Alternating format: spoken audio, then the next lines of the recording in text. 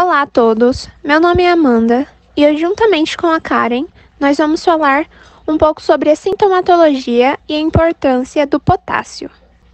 O potássio é um elemento da família dos metais, ele é um macronutriente, então ele é muito exigido pela planta, sendo o segundo mais requerido, só ficando atrás do nitrogênio. E ele é muito abundante na natureza, o seu símbolo é o K e a sua massa é aproximadamente 39. O potássio é o elemento mais móvel no sistema solo-planta, é o cátion mais abundante dentro das plantas. O potássio tem forte mobilidade em plantas e desempenha um papel fundamental na regulação da pressão osmótica celular e no equilíbrio dos cátions e ânions no citoplasma. O potássio trocável é tido como uma reserva prontamente disponível às plantas, enquanto o potássio não trocável é considerado uma reserva de médio prazo.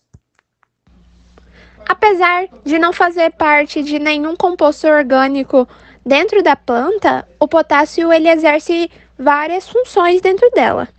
Sendo, por exemplo, o movimento estomático, né? Ele está diretamente ligado à abertura e fechamento desses estômatos.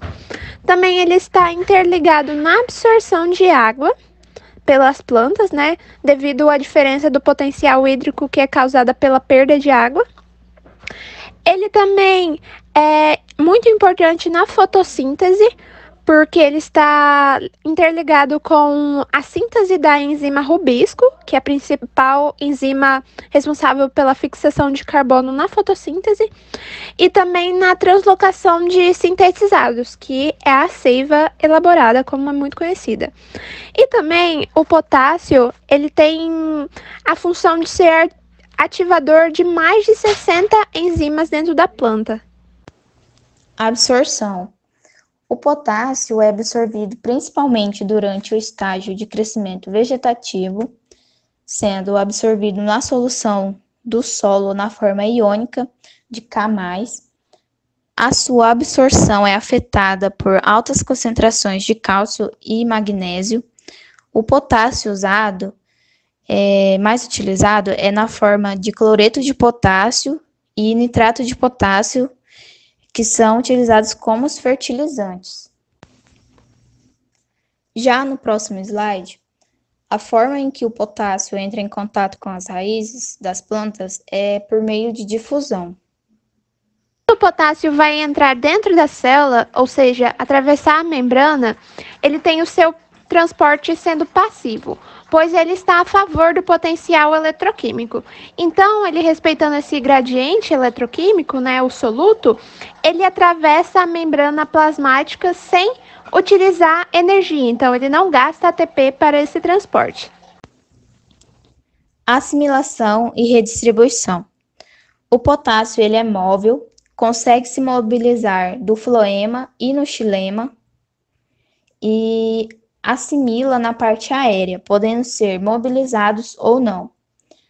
A redistribuição se dá pelo floema, ocorre nas folhas mais velhas para as partes mais jovens das plantas, e caso se esgote esse nutriente, ela vai mobilizar o que já tinha assimilado e vai redistribuir pelo floema para as folhas dos tecidos jovens. Por isso, observa os sintomas primeiro nas folhas mais velhas. Sintomas de deficiência do potássio. O sintoma mais conhecido dessa deficiência é a clorose marginal das folhas, ou seja, o amarelecimento dessas folhas. Como a gente pode ver aqui, uma folha normal com a coloração esverdeada e uma folha com deficiência de potássio. Ela apresenta essa coloração mais amarelada nos seus bordos e essa coloração ela pode evoluir para uma necrose, então para uma podridão dos bordos da folha. E também a gente consegue ver a diferença de uma espiga normal para uma espiga com deficiência de potássio, que ela fica com essa aparência um pouco mais avermelhada e também pode ocorrer podridão. Essa clorose, ela vai aparecer primeiro nas folhas mais velhas, porque o potássio é um elemento muito móvel, então, à medida que as folhas novas vão surgindo, ele vai se movimentando. E, de acordo com que tiver deficiência, essas folhas velhas vão sofrer mais, porque esse K já vai ter se deslocado para as novas. Também está associado à deficiência de potássio uma possível diminuição do alongamento das raízes, como aqui nessa foto nós podemos ver o tratamento sem K à esquerda e o tratamento com K à direita, onde o alongamento e o espessamento dessas raízes foi afetado. O surgimento e aparência desse sintoma de clorose pode variar de espécie para espécie, como aqui na soja, que também tem o amarelecimento dos bordos da folha. Temos outras espécies aqui também, como essa deficiência vai se comportar em diversas espécies, né? Tem a variação, mas geralmente são nos bordos da folha e pode evoluir para uma necrose, que é o apodrecimento. Aqui o efeito sobre as folhas de beterraba.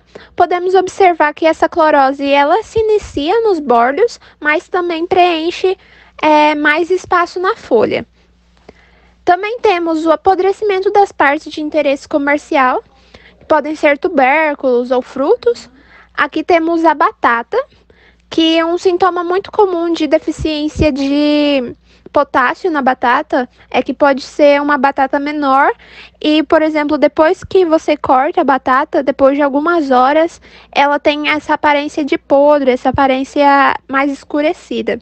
E no tomate também, que é uma parte de interesse comercial, que é um fruto, também temos essa coloração mais escura e um aspecto mais mole no tomate, a sua textura vai mudar, o desenvolvimento do fruto também é muito afetado.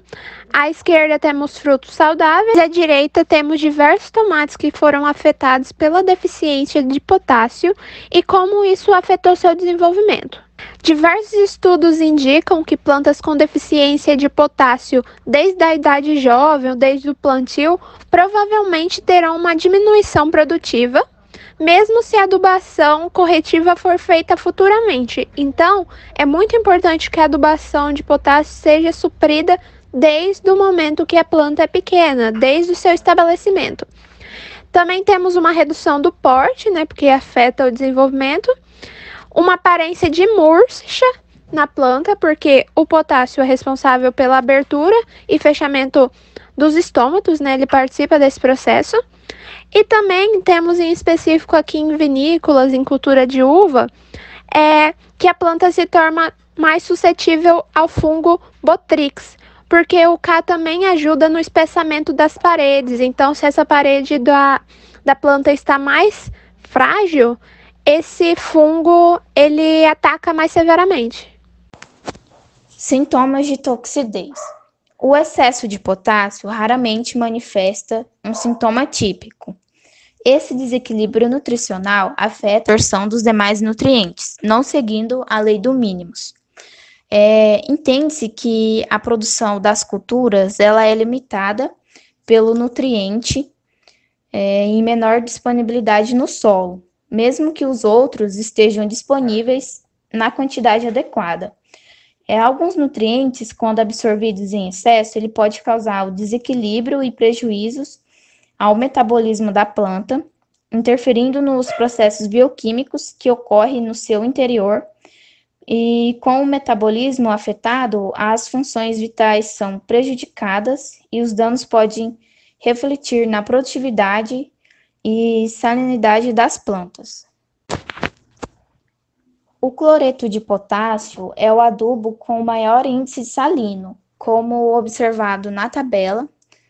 O índice salino apresenta 116, que é o valor que indica o aumento da pressão osmótica de uma solução produzido por determinados fertilizantes.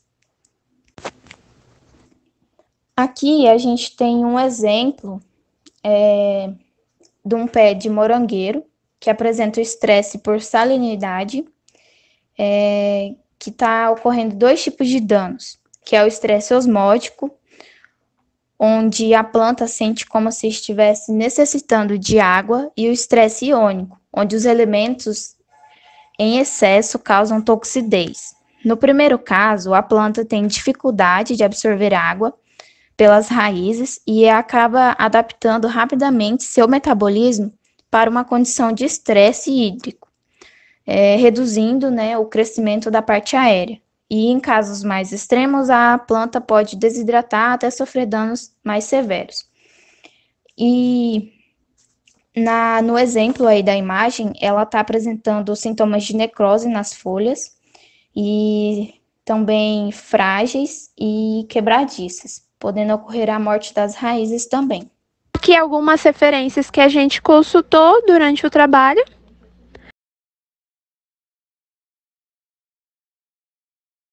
E obrigada pela atenção.